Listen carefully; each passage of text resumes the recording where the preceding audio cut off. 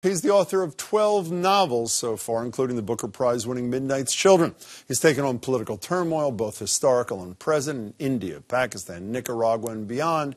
His 13th, which spans from Barack Obama's inauguration and ends with the election of his successor. In it, Salman Rushdie is taking on modern-day American life with a pretty unflattering depiction of Donald Trump. The book is called The Golden House, and Salman Rushdie recently joined me at our Boston Public Library studio to talk all about it.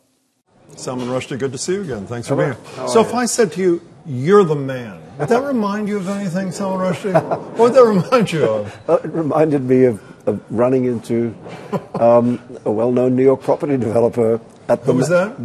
Donald Trump at the Metropolitan Opera. Actually, we were just crossing, and he was there with his entourage. And as he went past me, he pointed his extremely long index fingers at me and said, "You're the man." And I thought, why am I the man? Well, you are the man. So on that issue, Trump and I are in agreement. Did the relationship develop beyond that, or no? It didn't really blossom. I mean, I have 3 times run into him over many years, but I mean, long before he had expressed any political ambition. One of them was at a Crosby, Stills and Nash concert. We were standing next to him, and as you described him, his disgusting sons. Is that what you said? That's what I said. When he's singing the song, the words to Woodstock? Singing Woodstock, teach your children well, Very moving. Yeah. So you've lived in New York quite a long time. You became a citizen quite recently, voted in your first election most recently. That went well. What are you saying about America and the Golden House? Well, I'm saying that it's, right now it feels a bit like a tragicomedy. There's parts of it that are ridiculously funny, except they're also not funny. And then there are parts of it that are not funny at all. And I think it's very unlike the America that, I started coming to America when I was a kid. I first came here when I was like 25 and loved it, and in particular loved New York City. But in general, I thought this is a wonderful place and one day I want to come and live here. And I do that, and I'm happy to do that, but it's going through a dark moment. Are you a hopeful kind of character, or are you not? I kind of oddly am, I think despair is a kind of luxury that you can't afford. I don't think that this is the beginning of the next, forever. I just think it's a moment. Can we go from the man you call the Joker, the giant, victorious, green-haired cartoon king, to the orange-haired person who he is? What does it say about this country that they chose him on November 8th? Well, I mean, it is the final victory of reality television, isn't it? I mean, it's somebody his one gift is crowd pleasing. I mean, that he's very, very good at that.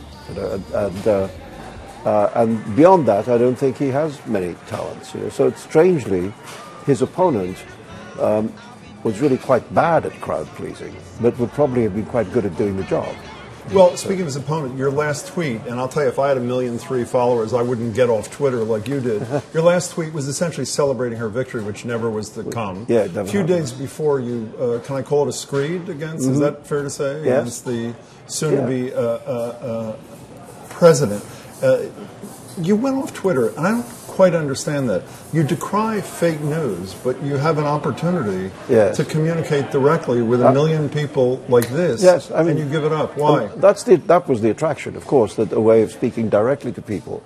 And I did it for whatever it was, a few years, and enjoyed it. I enjoyed it quite a lot. So why no more? And I don't know whether I changed or it changed, but something changed in the kind of tone of voice of the interaction on Twitter. It seems to have become more, just more discourteous, rude, more trolling, all that. And I just suddenly thought, I don't need this noise in my head.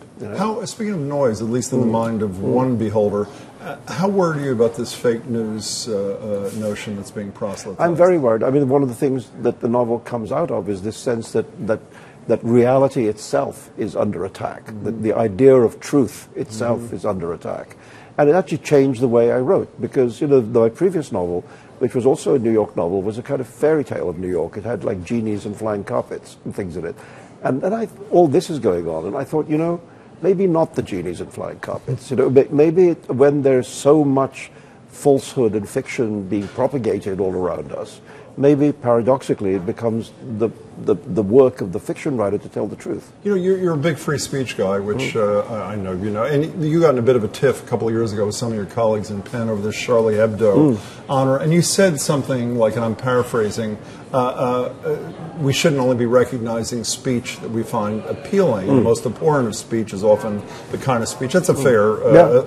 So how do you reconcile that with the fact that recently I read you were critical of the ACLU for defending the free speech rights of white nationalists in Charlottesville? Look, the ACLU, and I mean, I'm very close to the ACLU. I mean, I know them, a lot of them personally, and I give them money, and sometimes we have arguments, you know. And I mean, the borderline between free expression and what is unacceptable, you know, sometimes is very narrow. And what I felt in Charlottesville was, yes, you know, if people want to carry a Nazi flag down the streets of an American city, one may find it very distasteful, but they actually have the right to do it, you know, just as other people earlier had the right to burn the American flag. You know? And this thing was so close to violence. It was, you know, I mean, which manifested itself in that one terrible murder. That I worried about defending it. You know, I mean, I think I can be persuaded because actually I have a very broad definition of free expression. I think if you don't allow people you don't agree with to express themselves, then you don't believe in free speech.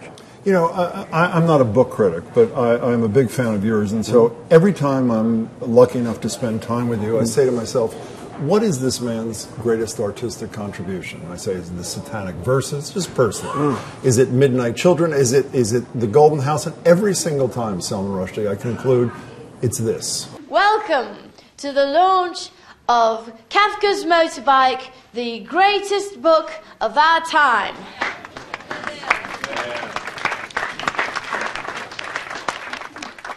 Obviously, except for your books, Mr. Rushdie, which are also very good. Now, I'm not a theater critic. Your performance is unbelievable in that. How did you prepare for that? Well, you know, the reason it happened is that Helen Fielding, who wrote Bridget Jones's Diary, called me up and asked me if I'd do it. And actually, I think her exact words were, "How would you like to make a fool of yourself?" And what was your answer? I said, "Okay." I'd like to. I said, okay. And you did it beautifully. And I did it. By the way, your book is spectacular. People should read it. Thanks so much for your time, Salman. Thank you. I really appreciate it. The book again, The Golden House, a novel by Salman Rushdie.